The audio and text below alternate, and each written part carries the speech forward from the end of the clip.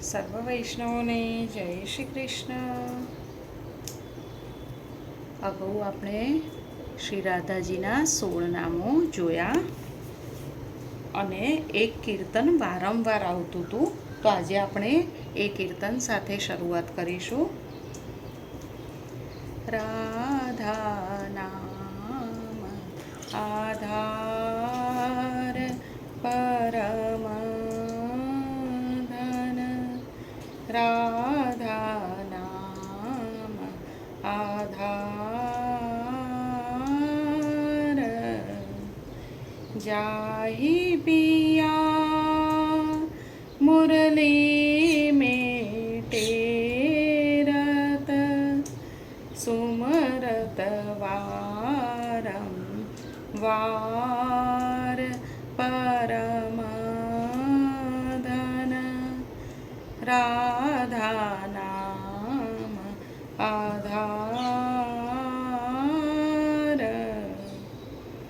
वेद मंत्र जंत्र तंत्र में ये ही कियो निर्धार, श्री शुक प्रगट कियो नहीं ताते, जान सार को सार परम धन, राधा नाम आधार, कोटिन रूप धरे नौंदन तो न पायो पार, व्यासदास प्रगट बखानत, व्यासदास प्रगट बखानत, डार भार में भार परम धन, राधा नाम आधार, राधा नाम आधार परम धन, राधा नाम राधा नाम राधा नाम आधार.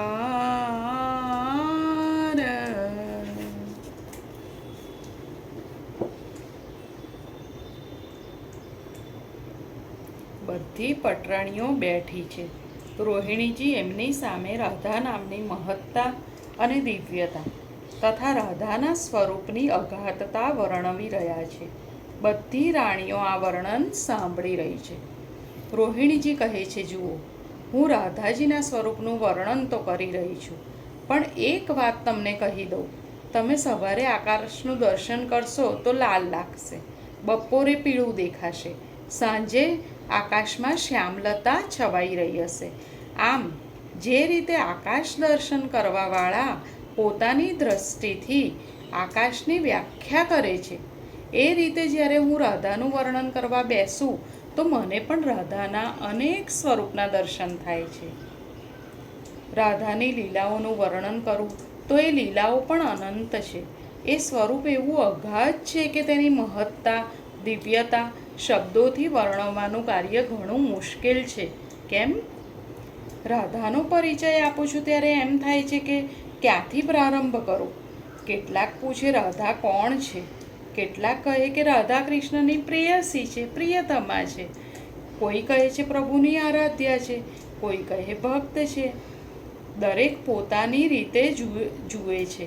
યોગીઓ પણ પોતાની રીતે જુએ છે, જ્યોતિષીઓ પણ પોતાની રીતે જુએ છે, જુદા જુદા આચાર્યોએ પણ પોતાની રીતે એનું દર્શન કર્યું છે. કોઈને માટે રાધા જગતની ઉત્પાદિકા છે, કોઈના મતે રાધા કૃષ્ણની આહ્લાદીની શક્તિ છે, કોઈના માટે રાધા પરમ તત્વરૂપ છે, પ્રેમ તત્વરૂપ છે. સૌએ પોતાની રીતે આ રાધા તત્વને સમજાવ્યું છે, પોતાની રીતે એનું વર્ણન કર્યું છે. પરંતુ રાધાની લીલાનું વર્ણન કરવું ઘણું મુશ્કેલ છે. પટરાણીઓ, તમે કહો, રાધાને તમે શું કરીને જાણો છો? પટરાણીઓ કહે, અમે તો એમ જાણીએ છીએ કે તે બીજું કોઈ નહીં, એવી એક ગોપ કન્યા છે કે જેની સાથે પ્રભુને પ્રેમ છે. તે કૃષ્ણની પ્રેયસી છે. રોહિણીજી કહે છે, જુઓ, પ્રેમ કરવાવાળાઓ અનેક પ્રકારના હોય છે. આ દુનિયામાં પ્રભુને પ્રેમ કરવાવાળા પણ અનેક પ્રકારના હોય છે.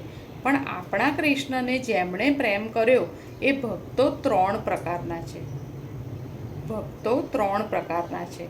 જો કૃષ્ણને મથુરામાં કુબ્જાએ પ્રેમ કર્યો, દ્વારિકામાં તમે પટરાણીઓએ પ્રેમ કર્યો, વ્રજમાં રાધાએ પણ પ્રેમ કર્યો.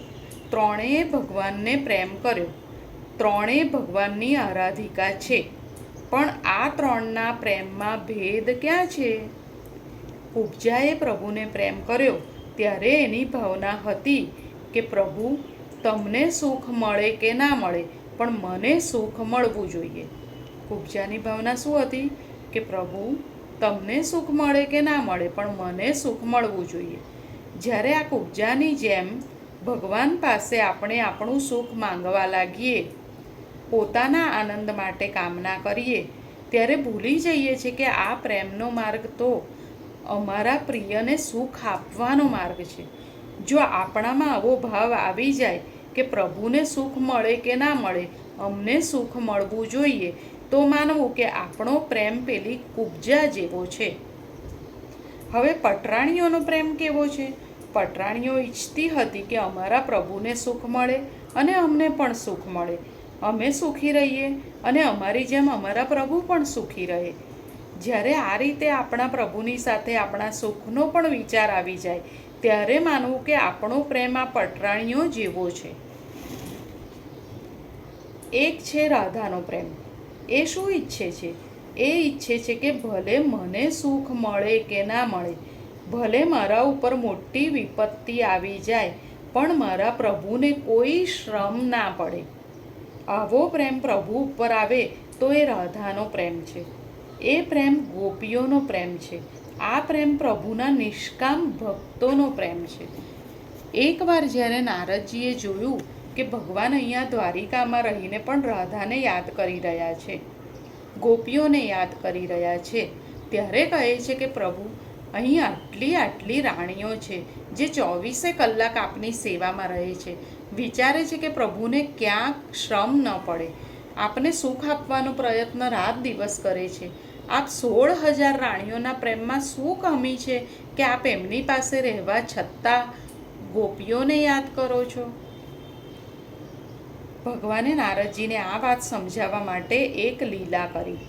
કહે છે કે નારદ, તમારા મસ્તકમાં નારદજીને પ્રભુએ શું કીધું કે નારદ, મારા મસ્તકમાં બહુ પીડા થઈ રહી છે, મારાથી સહન થતી નથી. તો નારદજી પૂછે છે કે પ્રભુ, આ દૂર કરવાનો કોઈ ઉપાય છે? પ્રભુએ કહ્યું, હા, જો મારો ભક્ત મને તેના ચરણની રજ આપે અને હું મારા મસ્તક ઉપર લગાવું તો મારી પીડા દૂર થાય. નારદજી, તમે મને પ્રેમ કરો છો? હા પ્રભુ, હું તમને ખૂબ પ્રેમ કરું છું. તો એમ કરો, તમારા ચરણની રજ મને આપો. નારદજીએ પોતાના પગ પાછળ લઈ લીધા. અરે પ્રભુ, આપ તો બ્રહ્મ છો, ભગવાન છો. હું એક સાધારણ જીવ છું. મારા ચરણની રજ આપને આપું અને એ રજ આપ મસ્તક ઉપર લગાવો તો હું તો નરકમાં જાઉં, પતિત થઈ જાઉં, જન્મ મરણના ફેરામાં પડી જાઉં. આ કામ હું નહીં કરી શકું. કાંઈ વાંધો નહીં, તમે મારી રાણીઓ પાસે જાઓ અને ચરણ રજ આપે તો લઈ આવો. નારદજી બધી રાણીઓ પાસે ગયા, પણ કોઈએ ચરણ રજ આપી નહીં. પ્રભુએ કહેવડાયું કે જે મને ચરણ રજ આપે, જે ભક્ત એની ચરણ રજ મને આપે તો મારી પીડા દૂર થાય. રાણીઓએ તો કહ્યું કે પ્રભુ, અમે તમને ખૂબ પ્રેમ કરીએ છીએ, અમારા પ્રાણથી પણ અધિક. તો પ્રભુ કહે છે, તો તમારા ચરણની રજ આપો. સાંભળતા જ બધી રાણીઓ પાછળ પડી ગઈ કે અમારે તો નરકમાં જવું પડે, અમને પાપ લાગે.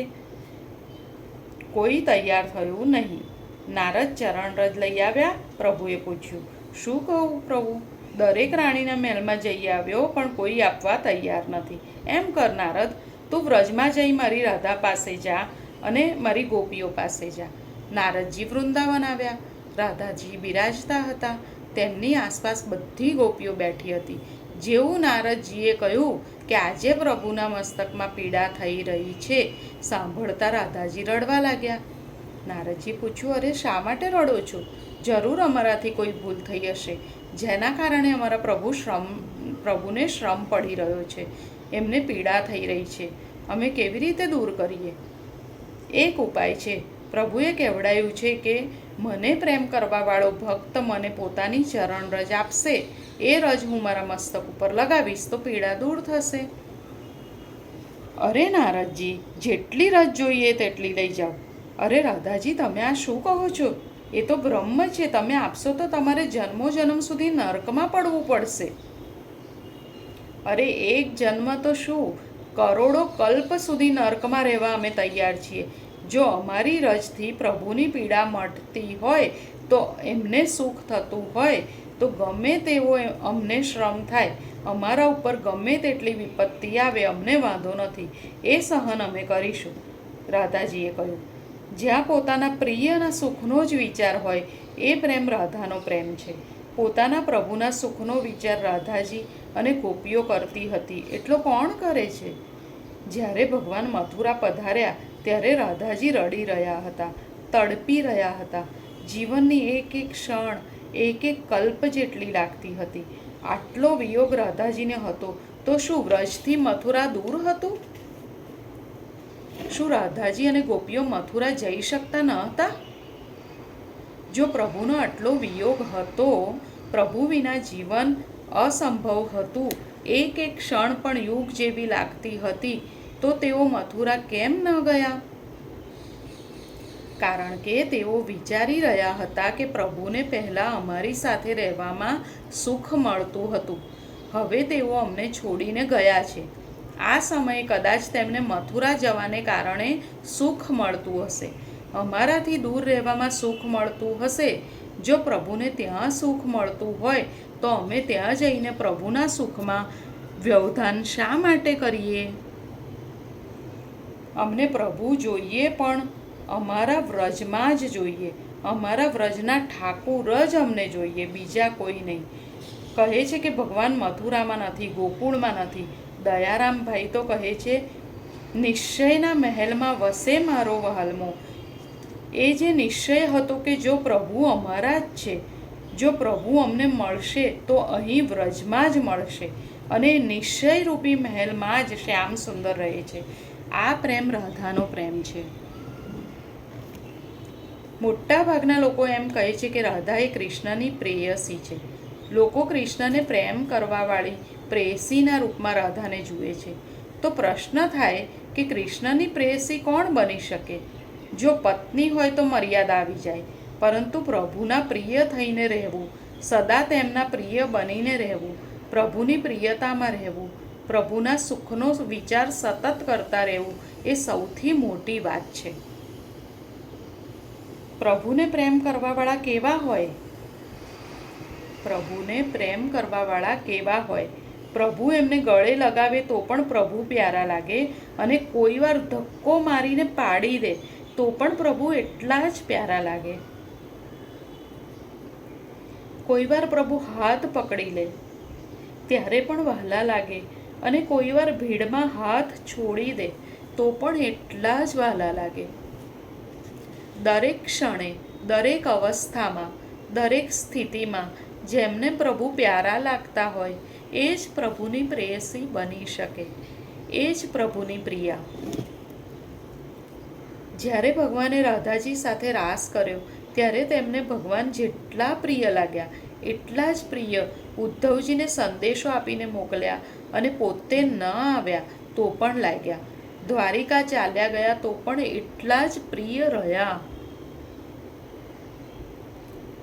આ દુનિયામાં ભગવાનને પ્રેમ કરવાવાળા તો ઘણા છે, પણ રાધાજીના પ્રેમમાં અને બીજા લોકોના પ્રેમમાં ફરક શું? કોઈએ સરસ ભેદ બતાવ્યો છે. राधा के प्रेम में श्रृंगार है, राग नहीं है. राधा के प्रेम में श्रृंगार है, राग नहीं है. બંનેના પ્રેમના તફાવતનું પહેલું લક્ષણ બતાવ્યું કે રાધાના પ્રેમમાં શ્રૃંગાર છે, રાગ નથી. જ્યારે આપણા પ્રેમમાં રાગ હોય છે, શ્રૃંગાર નહીં. પ્રેમ એ છે કે જે સજાવે, પ્રેમ એ છે કે જે નિખારે, બદ્ધ ન કરી દે. દુનિયાના લોકો પ્રેમ કરે છે, એ પ્રેમ સાચો પ્રેમ નથી હોતો, રાગ હોય છે. દુનિયાના લોકો પ્રેમ કરે છે એ સાચો પ્રેમ નથી હોતો, એ રાગ હોય છે. બીજું કહ્યું કે રાધા કે પ્રેમ में भोग है पर अंग संग नहीं है. राधा के प्रेम में भोग है पर अंग संग नहीं है. રાધાનો પ્રેમ શુદ્ધ પ્રેમ છે, જ્યાં લેવાની વાત જ નથી, આપવાની જ વાત છે. જ્યાં લેવાની વાત આવે ત્યાં કામના આવી જાય છે. જ્યાં લેવાની વાત આવે ત્યાં કામના આવી જાય છે, મોહ આવી જાય છે. અને જ્યાં આપવાથી ક્યારેય થાકે નહીં, બધું આપ્યા પછી એ લાગે કે હજી તો કશું આપ્યું જ નથી, એ પ્રિયને માટે મારાથી કશું બન્યું જ નથી, આવી ભાવના હોય એ રાધાનો પ્રેમ. રાધાનો પ્રેમ એવો છે કે જેમાં આસક્તિ તો હૈ પર અજ્ઞાન નહીં હૈ. રાધાનો પ્રેમ એવો છે કે જેમાં આસક્તિ તો હૈ પર અજ્ઞાન નહીં હૈ. આ વાત સમજો. ઘણીવાર એવું બને કે આસક્તિ હોય અને અજ્ઞાન હોય તો એને મોહ કહેવાય. આસક્તિ હોય અને અજ્ઞાન હોય તો તેને મોહ કહેવાય. રાધાને કૃષ્ણના પ્રતિ આસક્તિ છે અને તે જાણે પણ છે કે કૃષ્ણ કોણ છે, એ જે કાંઈ કરી રહ્યા છે તે શા માટે કરી રહ્યા છે, પ્રભુ જે લીલા કરી રહ્યા છે તેમાં પ્રભુની ઈચ્છા શું છે, તેઓ શું ઈચ્છે છે, આ બધું રાધા જાણે છે. તેથી કહ્યું છે કે તેનામાં આસક્તિ છે પણ અજ્ઞાન નથી. રાધાનો પ્રેમ કેવો છે? જેમાં ક્રંદન હૈ પર દુઃખ નહીં હૈ. ક્રંદન હૈ પર દુઃખ નહીં હૈ. આવું કદી બને ખરું કે કોઈ રડી રહ્યું હોય પણ તે દુઃખી ના હોય? આંખમાંથી આંસુ આવી રહ્યા છે પણ એ દુઃખી નથી. આવી ઘટના આપણને જીવનમાં ક્યાંય જોવા મળતી નથી. કોઈ જોર જોરથી રડી રહ્યું હોય, આંખમાંથી આંસુ વહી રહ્યા હોય, છતાં એ દુઃખી ન હોય. અહીં કહે છે કે રાધાજી રડી રહ્યા છે પણ એ દુઃખી નથી. એટલા માટે દુઃખી નથી કે રાધાજીને દેશાંતર વિયોગ કદી થયો નથી. પ્રત્યક્ષ વિયોગ, પલકાંતર વિયોગ, વિનાંતર વિયોગ અને દેશાંતર વિયોગ એમ 4 પ્રકારના વિયોગ બતાવવામાં આવ્યા છે. રાધાજીને પ્રત્યક્ષ વિયોગ થાય છે. એકવાર ઠાકોરજી રાધાજીની ગોદમાં પોતાનું મસ્તક રાખીને પોડ્યા હતા. છતાં પ્રેમની અધિકતાના કારણે રાધાજીને થયું કે શ્યામ સુંદર મને છોડીને ચાલ્યા ન જાય. એક ક્ષણમાં આવો વિચાર આવ્યો અને બીજી ક્ષણે લાગ્યું કે પ્રભુ મને છોડીને ચાલ્યા ગયા. રાધાજી રડવા લાગ્યા, પોકારવા લાગ્યા, હે શ્યામ સુંદર, હે શ્યામ સુંદર. પ્રભુ ચોંક્યા, કહે છે રાધાજી હું તો અહીંયા જ છું. રાધાજીએ નેત્રો ખોલ્યા. અરે, પ્રભુ ગોદમાં પોડ્યા છે, છતાં વિયોગનો અનુભવ થયો. આને કહે છે પ્રત્યક્ષ વિયોગ. પલકાંતર વિયોગ કોને કહેવાય? જ્યારે શ્રી ઠાકોરજી સામે જ બિરાજતા હોય, રાધાજી પ્રભુને ટગર ટગર નિરખી રહ્યા હોય, જાણે આંખોથી પી રહ્યા હોય, અને ત્યારે જ એમના નેત્રો ક્ષણવાર માટે બંધ થાય અને એક ક્ષણનો પણ વિયોગ દર્શનમાં થાય, તેને પલકાંતર વિયોગ કહે છે. હોળી ખેલના દિવસોમાં રાધાજી કહે છે, લાલ ગોપાલ ગુલાલ હમારી આંખીન મેં જીન ડારોજું. પ્રભુ જ્યારે ગુલાલ લઈને રાધાજીને રંગવા માટે આવે છે ત્યારે રાધાજી કહે છે, પ્રભુ આપ ભલે મને પૂરેપૂરા રંગી દો, અમારા વસ્ત્રોને પણ રંગી દો, પણ કૃપા કરીને અમારા નયનોમાં ગુલાલ ન નાખશો. પ્રભુ કહે છે, કેમ?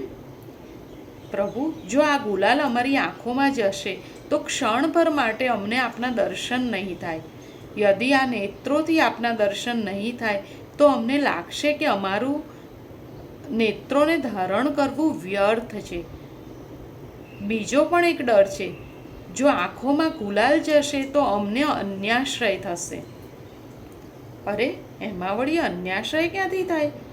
આ જે પંક્તિ છે, લાલ ગોપાલ ગુલાલ હમારી આँखिन में जीन डारो जू वदन चंद्रमा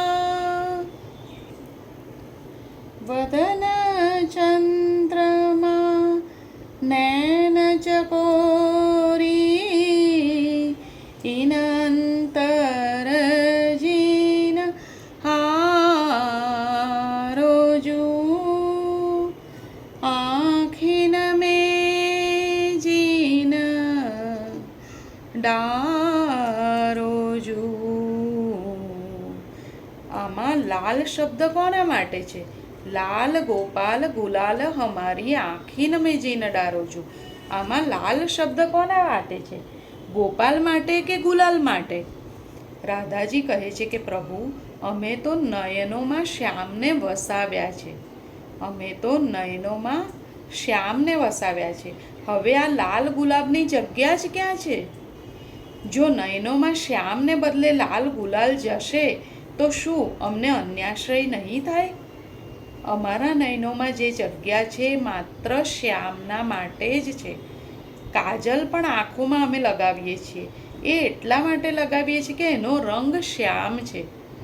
એ અમને અમારા શ્યામની યાદ અપાવે છે, નહીં કે અમારી આંખોના સૌંદર્યને વધારવા માટે.